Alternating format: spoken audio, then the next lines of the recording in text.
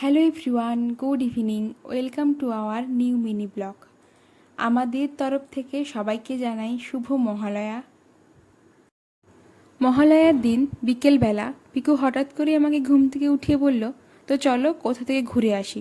আমি বললাম, কোথায় যাব এখন? না, কোথাও একটা ঘুরতে যাব, ভালো লাগছে না, এই দিন বাড়িতে বসে থাকবো না। যেই কথা অমনি কাজ, ঝটপট করে উঠে পড়লাম। তিন্নিকে তাড়াতাড়ি করে বিকেলের খাবারটা খাইয়ে নিয়ে সবাই রেডি হয়ে বেরিয়ে পড়েছিলাম। কোথায় যাব ভেবে পিকু বলল, তো চলো সাউথ সিটি, অনেক দিন যায়নি, পুজোর সময় খুব সুন্দর করে সাজায়, তো চলো ঘুরে আসি। বেরিয়েছিলাম 5টার সময় আর পৌঁছেছি প্রায় 6:30 বাজে। এর আগে সাউথ সিটি যেতে কোনো দিনও এত টাইম লাগেনি। ওই দিন রাস্তায় খুব জ্যাম ছিল, এত সময় লাগছিল যেতে, আমি তো ভেবেও ছিলাম দূর বেকার বেকার এত দূরে আসতে গেলাম, কাছে কোথাও ঘুরতে গেলেই হতো। কিন্তু পৌঁছে মনটা বেশ ভালো হয়ে গেছিলো। সত্যি সত্যি ভেতরটা খুব ভীষণ সুন্দর করে সাজানো ছিল। তিন্নিও দেখে বেশ মজা পেয়েছে। প্রথমে পৌঁছেই ঝটপট করে কিছু ভিডিও শ্যুট করে তারপরে আমরা ফটো তুলে নিয়েছিলাম। ওই দিন আমরা মেনলি ঘুরতেই গেছিলাম, কিছু কেনাকাটা করার ছিল না।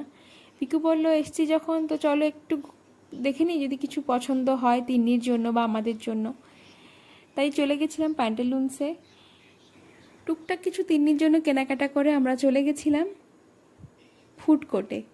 ঘুরতে বেরিয়ে খাবো না সেটা আমরা তো ভাবতেই পারি না, কারণ পিকু আর আমি দুজনেই ভীষণ খেতে ভালোবাসি।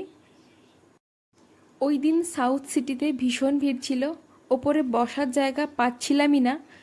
অনেকক্ষণ ধরে ঘুরে ঘুরে ঘুরে ঘুরে একটা বসার জায়গা পেয়েছিলাম, আর তারপরেই অর্ডার করে দিয়েছিলাম আমার ভীষণ প্রিয় একটি খাবার।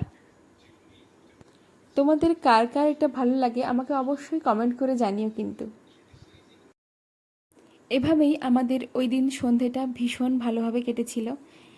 তো চলো আজকের ভিডিওটা আমি এখানেই শেষ করছি।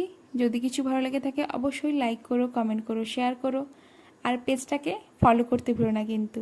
টাটা সবাইকে।